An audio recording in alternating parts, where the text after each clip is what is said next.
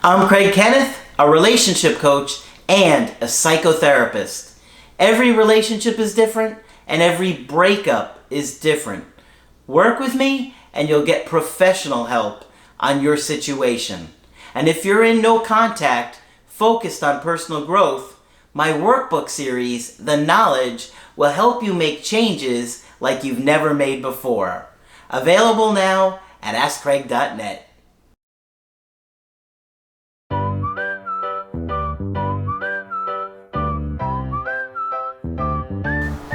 Hi there, I'm Coach Craig Kenneth.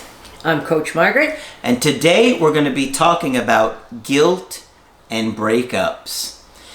This is a really important topic for you guys because oftentimes there is guilt involved with a breakup. Yes. Sometimes the person that is doing the breaking up feels guilty, and oftentimes the person that has been broken up with feels guilty that the breakup is their fault. Right.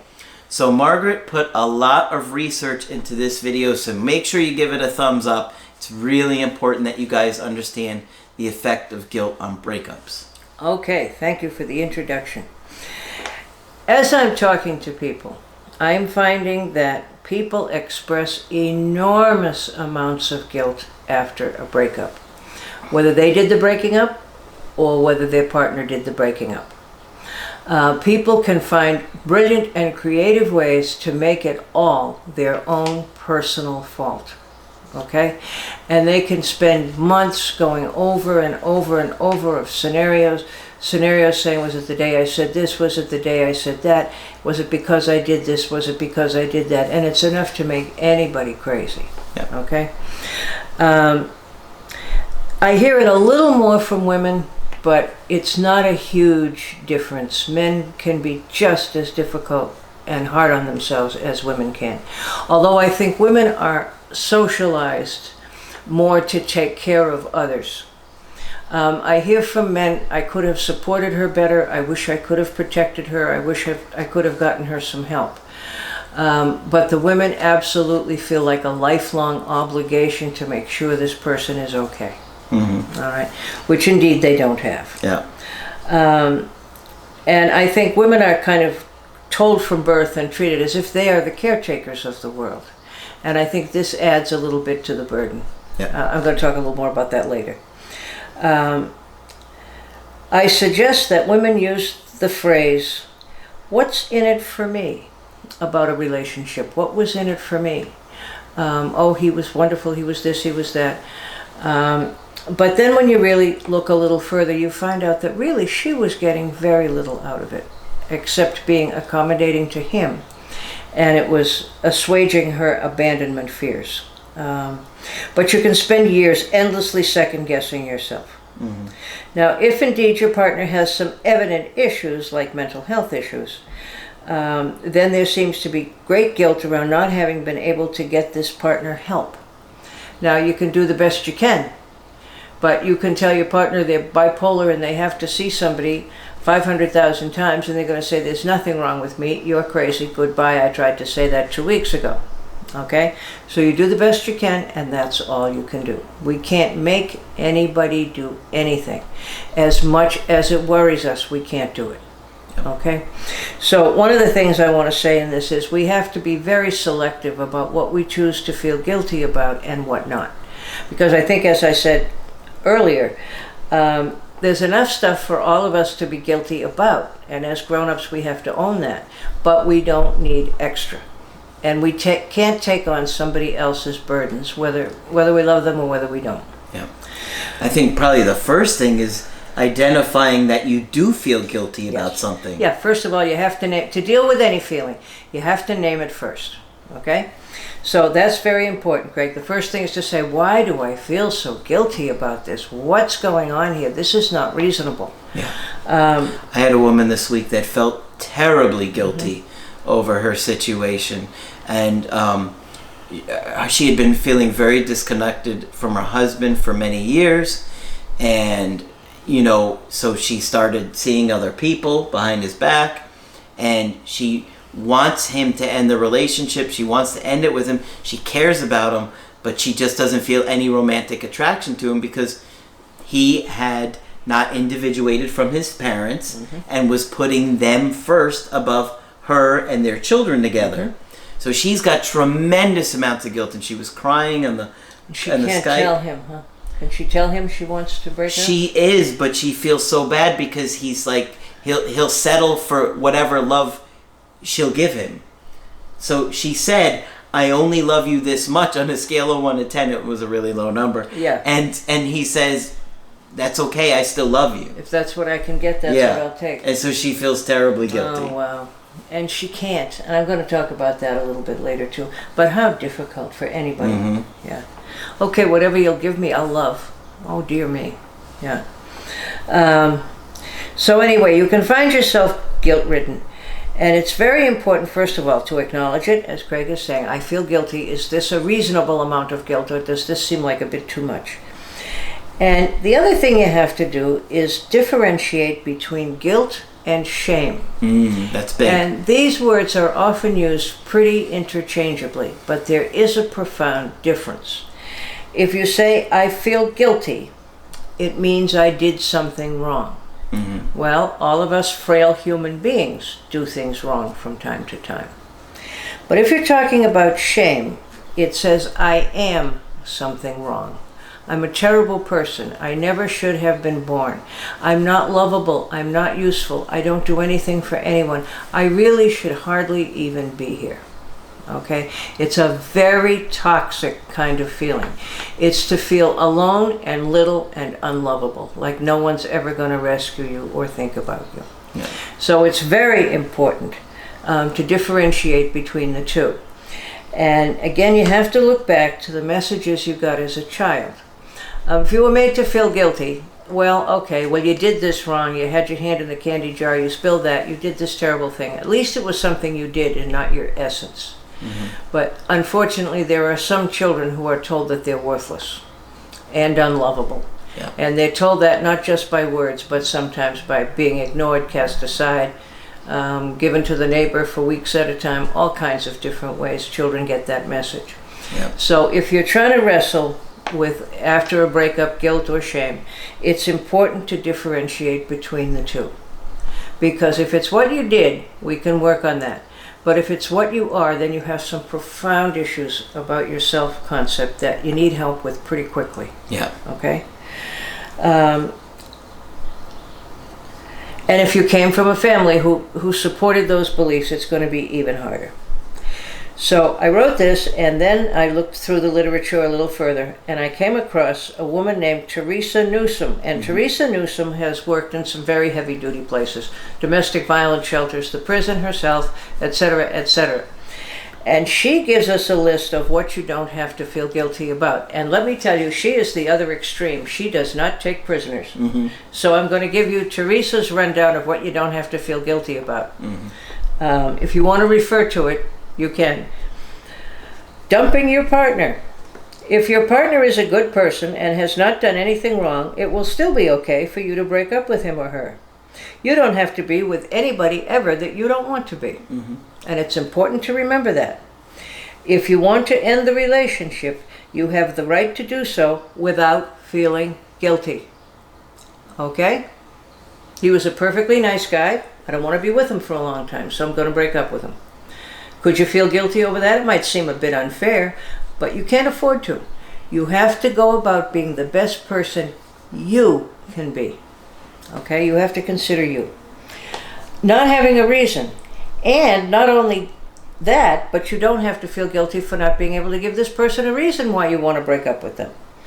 Although that's pretty brutal. That is pretty brutal. That's why I said this woman doesn't take prisoners. Yeah. I know it seems like you should have a reason, but you don't need one other than wanting to break up. Your ex might hound you and beg you for reasons and might not accept that you just don't want to be in a relationship. I didn't date this woman, but it sounds like I did. Yes, it does. Yeah, you know her. Yes, I thought of that when I said it. Yeah, you don't need a reason. But ultimately, the decision is yours. If you don't want to be in a relationship, so hard you don't have to be. for people that have an anxious attachment style to hear. Oh, awful. It's like awful, the worst thing on the awful, planet awful. to hear that. If you don't want to be in a relationship and you don't want to be in a relationship, you do not have to feel guilty. Like I said, this is the other extreme. Okay? Yeah, that's a little broken. But I also know where she's coming from if she worked in a domestic violence shelter, because I have heard every excuse on earth for domestic violence. Yeah. And as we all know, there is none. Okay? There's no excuse for domestic violence. So she's giving an extreme Yes. for an extreme environment. Yes. So Yes. those women or men that have been in domestic relationships or violent relationships. However, it is true that we don't have to do anything, and we're not obligated to. In fact, you yourself said it not all that long ago. Yeah. We talked a little bit about that. Yeah, you don't have to. No. I mean, it would be nice if you did, It though. would be nice if you did. A little empathy would be good. Yeah, I mean, if you did care about this person, and if they were good to you, you Right. know what I mean, they certainly Yeah. deserved her. And if you're removing them from social media, sometimes you feel bad about that.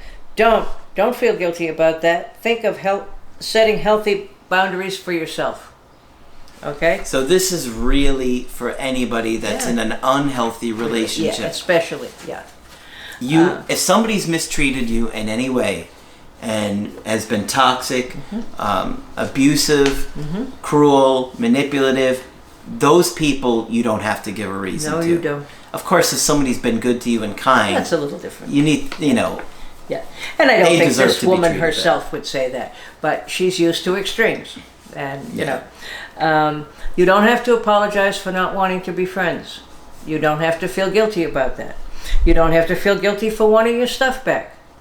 Okay? Because people can give you a very difficult time with that one. Yeah. Because holding on to your stuff is like holding on to you. Okay? And you can't worry about hurting their feelings. Well, again, if you're a human being, it's going to cross your mind, but you can't stay with someone to avoid hurting their feelings, particularly if that person is toxic to you. Yeah, exactly. Okay. She's in a very extreme situation. Yes, but she's extremely clear, is she not? No, she's clear. You can't worry about upsetting their family. If you've been with somebody for a long time and have close relationships, it's appropriate to be sad about the loss, but it's not necessary to feel guilty. All right.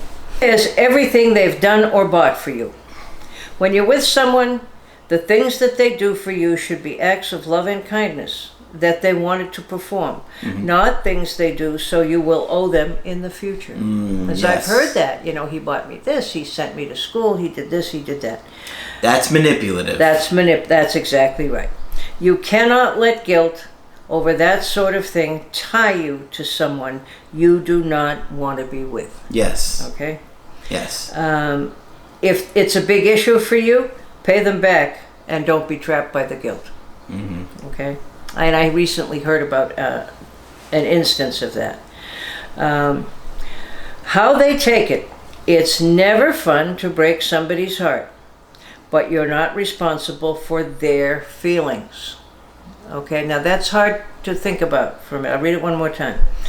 How they take it. It's never fun to break somebody's heart, but you're not responsible for their feelings. If weeks after the breakup you find out they're not taking it well, and they're not going to work or leaving their house, you cannot rush in and try to save them, no matter how guilty you feel. Because you're not the one who's going to be their life partner, and it's not your place. In other words, you can't take the burden from that with you. You could call a relative if you know them, but you cannot take it on. I have to go back and fix this. And that can be an elaborate manipulation as well. Yeah. Okay? That's true. So we have to be very careful what we take on guilt for. Now I have a few other comments on all this. Okay.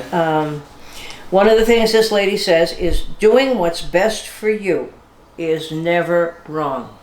That's true. If a relationship is destructive to you, it is your obligation to get out of it.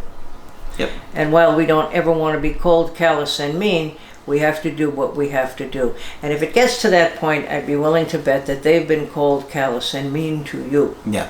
Okay. And sometimes you have to be cold, callous, and mean. Yeah. And honestly, for many of you guys, you need to take a good look at yourself, because if you're repeatedly pushing your ex, badgering them, calling them, texting them, showing up at their job, what other option do they have but to be cold, callous, and mean? Yeah, exactly. Sometimes you put them in that position where they feel like they have no other choice. Well, what we have to remember is that our first responsibility is to be the best person we can be. Absolutely. And I have said to many, many people, you cannot afford to feel sorry for him. That is what has kept you in this relationship for this many years. Yes. You cannot do that. And you're not being kind, you're being self-destructive. Yes. You know? And we're, of course, especially talking about toxic relationships. Or abusive relationships. Exactly. Yeah. But anyway, there's the cold, hard truth on what you don't have to feel guilty about, much of anything. So if somebody mistreated you, don't feel guilty about being cold, callous, or mean to get out. Because you have to do. You have to. And that's what I think she's coming from in this article. Yes. Is she sees these women that are being manipulated by these guys. Oh, but he's hurting. Oh, he's depressed. Oh, but he's sad. Yeah, but he's also abusive. He's also abusive, right? And there is no excuse. So when it comes to that, I totally agree. Yeah. You don't feel any guilt for ever leaving somebody who's mistreated you. That's exactly right, and that's what we're trying to say here. But it's really in stark relief here, you know. But I also wanted to say a few words about commitment. I hear people who have been in a relationship for, say, 4 to 6 months, taking on the kind of responsibility and guilt for another person's life that I would think would more likely come with a marriage, meaning a commitment. I don't care if it's a marriage or not, a lifelong commitment to that person. But some of the guilt and obligation that some folks are ready to take on after a brief relationship where no matter how fast you hit it off, you really don't know this person. That's true. Okay? You have no business and no obligation to take on the amount of obligation you take on. Yeah. All right. And the amount of guilt you take on. Mm-hmm. If you've married somebody, that's another matter. You've planned whatever kind of commitment ceremony you want to do. You've thought about it and you've sworn an oath of some sort or other. That's different from 4 months, 5 months, 6 months. How long do you think it takes to get to know somebody really well, Craig? A couple of years. I have always said at least a year, because over the year you've been through all of their anniversaries. That's one of the reasons I say that.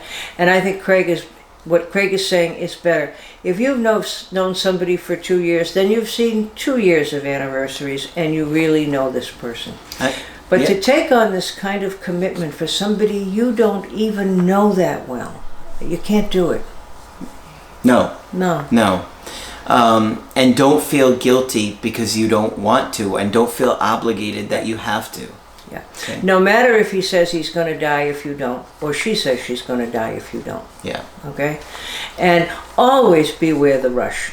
If somebody's in a huge rush to get a ring on your finger, you need to be very, very cautious. And I know that caution and love hormones don't often exist in the same sentence very happily. Exactly. But take your time and consider the nature of your commitment. Yeah, absolutely.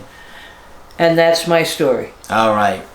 So hopefully you found this one helpful, especially those of you that find yourself in situations where somebody has mistreated you and it's been difficult for you to move on or let go because you feel guilty, you feel bad about that they're hurting.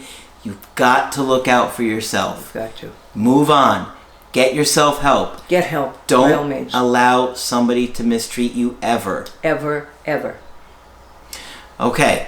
So if you're in a situation like this, I would highly recommend you did a coaching with Margaret to assess what's going on. Of course, you want to get our help personally, just go to my website, askcraig.net. I do email coaching and I do Skype. Margaret does Skype coaching. Yes, and I can get you in pretty quickly right now. So just click on Margaret on the top of the website to get in with her. But that's it for this video. I'm Coach Craig Kenneth. I'm Coach Margaret. And we will talk with you soon.